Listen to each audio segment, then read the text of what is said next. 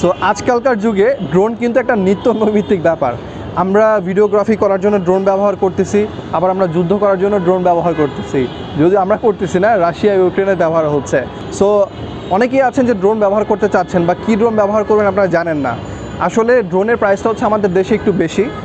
আমরা যদি নর্মালি একটা ড্রোন কিনতে যাই, যারা মোটো ভ্লগ করেন বা হচ্ছে যারা একটু ভিডিওগ্রাফি করেন ইউটিউবে, সো যারা ড্রোন কিনতে চাচ্ছেন তারা যখন একটা ড্রোন কিনতে যায়, যেমন হচ্ছে ম্যাভিক মিনির প্রাইসও কিন্তু প্রায় 50,000 টাকা যদি ফ্লাই মোর কম্বো কিনতে যায়। তো আসলে আমরা অনেক সেই সামর্থ্যটা নাই যেটা ভালো ড্রোন কিনবো। যখন একটা ড্রোন কিনবেন, আপনার যদি ইচ্ছে থাকে যে আপনি ইউটিউবার হবেন বা হচ্ছে আপনার একটা বাইক আছে, আপনি বাইকের ভ্লগ করবেন, সো এই ধরনের যদি আপনার রিকোয়ারমেন্ট হয় তাহলে অবশ্যই মনে রাখবেন আপনার একটা অবশ্যই গিম্বেলওয়ালা ড্রোন লাগবে। সো গিম্বেলওয়ালা ড্রোন বলতে হচ্ছে আপনি যদি ড্রোনটা যদি এরকম হয়, মানে উপর নিচ হয়, আপনার ক্যামেরাটা অলওয়েজ স্টেবল থাকবে। সো এটাকে বলা হচ্ছে গিম্বেল। সো আপনাকে অবশ্যই এটা ড্রোন নিতে হবে যেটা হচ্ছে গিম্বেল আছে, এবং আপনাকে অবশ্যই সেই ড্রোনটা নিতে হবে যেটা হচ্ছে রিমোট থেকে আপনার হচ্ছে টিল্ট করা যাচ্ছে, এই ধরনের একটা ড্রোন। নাম্বার 2 আপনি যেটা দেখবেন সেটা হচ্ছে রেঞ্জ। আপনি অবশ্যই ট্রাই করবেন আপনি যে ড্রোনটা নিচ্ছেন নর্মালি যাতে এটা 1.5 কিলোমিটারের বেশি রেঞ্জ থাকে, বা মিনিমাম যাতে 1.5 কিলোমিটার রেঞ্জ থাকে। 1.5 কিলোমিটার রেঞ্জ হচ্ছে মানে আপনার যখন আপনি একটা ওপেন ফিল্ডে ফ্লাই করবেন, আপনি চোখের সীমানা যা দেখবেন সেটা হচ্ছে আনুমানিক 1 কিলোমিটারের মতো আপনি চোখে দেখবেন। অনেক সময় হচ্ছে আপনার তার চেয়ে ফার্দার নিয়ে যেতে হয়। সো সেফ একটা রেঞ্জ হচ্ছে 1.5 কিলোমিটার। এবং আপনি ড্রোন যেটা কিনবেন সেটা কখনোই 3 কিলোমিটার বা 4 কিলোমিটারের সামনে নেবেন না, কারণ সেক্ষেত্রে আপনার ড্রোনটা লস্ট হয়ে যাওয়ার চান্স থাকে। আর লাস্ট একটা টিপস দেবো, সেটা হচ্ছে যখন আপনি ড্রোন কিনতেছেন, বাজারে কিন্তু আসলে অনেক ধরনের ড্রোনই অ্যাভেলেবেল আছে।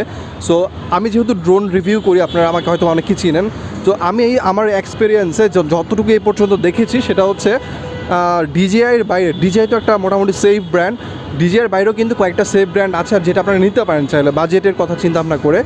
যেমন আপনারা কিন্তু sjrcর ড্রোন নিতে পারেন। sjrcর 3টা প্রায় F11-এর সিরিজ আছে। সো আপনারা ট্রাই করবেন F11s 4K Pro যেটা, সেটা নেওয়ার জন্য যদি sjrc নেন।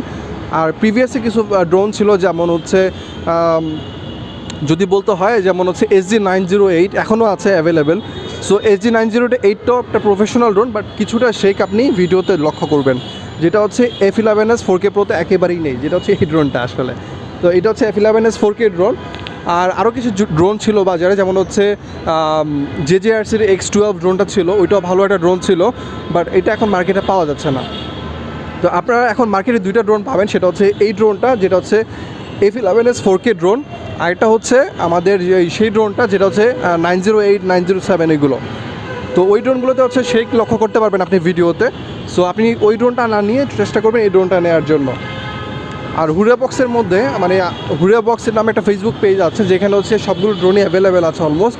সো আপনারা ট্রাই করবেন সেখান থেকে ড্রোন নেওয়ার জন্য। সেখান থেকে যদি ড্রোন নেন আপনার মোটো ভ্লগের জন্য বা হচ্ছে ইউটিউবিংয়ের জন্য, তাহলে আশা করছি আপনার ড্রোনগুলো যদি নষ্ট হয়ে যায় পরবর্তীতে আপনি ঠিক করাতে পারবেন, কারণ তাদের নিজস্ব সার্ভিস সেন্টার আছে।